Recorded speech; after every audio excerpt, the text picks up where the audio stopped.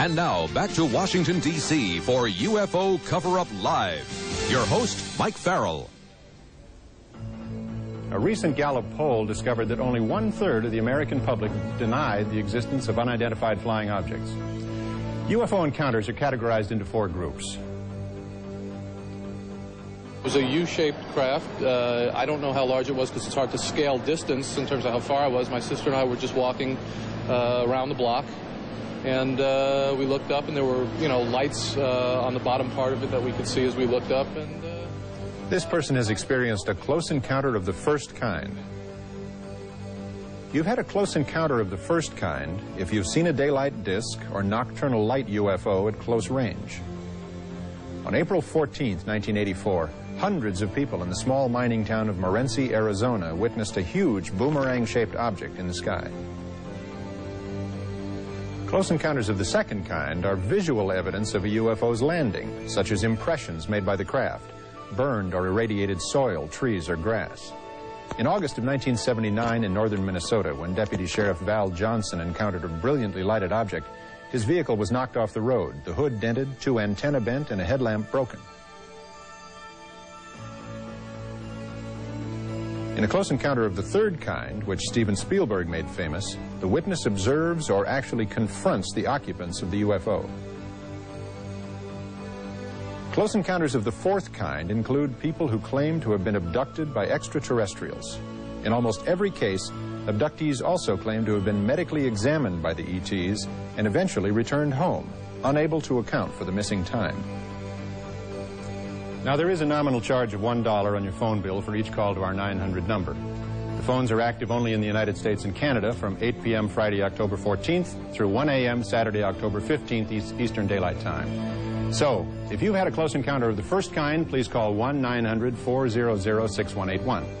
Close encounters of the second kind, call 1-900-400-6182. If you've experienced a close encounter of the third kind, please call 1-900-400-6183. That's only if you've had a third kind encounter, though, not if you've just seen the movie. If you had a close encounter of the fourth kind and you are back, we're anxious to hear from you.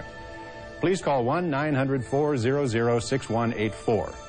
Finally, if you have never had an encounter with an unidentified flying object, please call 1-900-400-6185. If you haven't had an encounter with a UFO and would like to, that's a long-distance call, and I don't have the number. Tonight, some of the world's leading UFO experts are joining us here in Washington, D.C. Now, welcome the author of The Search for Extraterrestrial Intelligence, the distinguished astrophysicist, Dr. Thomas McDonough. Dr. McDonough, welcome to the show. It's great to be part of this event. In your opinion, are we alone in the universe? Well, my own estimate is that just in our galaxy alone, there could be millions of planets that might be capable of sustaining life as we know it. The size of the universe is difficult to comprehend. In this galaxy, there are several hundred billion stars. Each one of these dots represents a galaxy, like our Milky Way. There are billions of them. So the sheer enormity of the numbers leads many scientists like myself to conclude that there must be life somewhere in the universe. Now, there are many theories about the origin of life. How do you think life first began in the universe? Well, that's where the cosmic cookbook of life comes in. It goes like this. Take one medium-sized planet and place it near an average-sized star. Don't put it too close to the fire or it will burn, not too far away or it will freeze. Add water, ammonia, methane gas, and electricity in the form of lightning to get things going. Stir and wait patiently. But you'll have to be very patient. It might take several hundred million years. But sooner or later, we think that some of those molecules will make bigger ones, and the bigger ones will make even bigger ones, and then reproduction will begin, and life is born. But perhaps the most important lesson we've learned about life here on Earth is that it is incredibly adaptable. From prehistoric times until today, from the depths of the ocean to the driest deserts, to the freezing cold at the highest mountain peaks, life forms on Earth are thriving. The reason I believe life probably exists elsewhere is the widespread availability of the ingredients in the cosmic cookbook of life. So if extraterrestrials exist and are visiting us, then how do they get from there to here? One possibility is that in space you could accelerate until you were very close to the speed of light. With fusion rockets using the abundant hydrogen and helium already in space, so the rocket wouldn't have to be burdened carrying fuel, you could increase your energy by millions of times compared with conventional rockets. So, within our lifetime, even with our primitive technology, according to scientists Robert Bussard, Robert Forward, and Stanton Friedman, round trips to nearby stars could very well be feasible. We are close to being able to get from here to there. Thank you, Dr. Tom McDonough. Stay with us. Bill Moore and Jamie Chandere introduce us to their government informants, codenamed Falcon and Condor. To protect their identities, they were photographed in shadow with their voices disguised. Stay with UFO Cover Up Live and find out why Project Blue Book was classified top secret when we come back after this. Ask not what your country can do for you. Ask what you can do for your country. The Soviets had sent missiles to Castro. Tell the Freedom Riders that were with him. If it's violence they want, we'll show it to them. If the South Vietnamese want their independence, they're going to have to get it themselves. Don't you worry about Texas, Mr. President. From the triumph on Election Day to the tragedy in Dallas, Kennedy, a 3-night miniseries coming October 24th to Channel 5.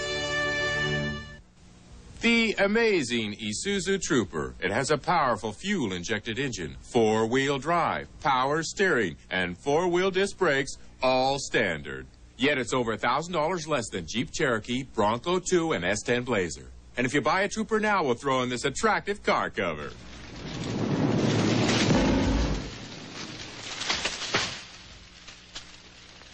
Act now and get a $750 factory rebate available on all Troopers 2 or 4-door.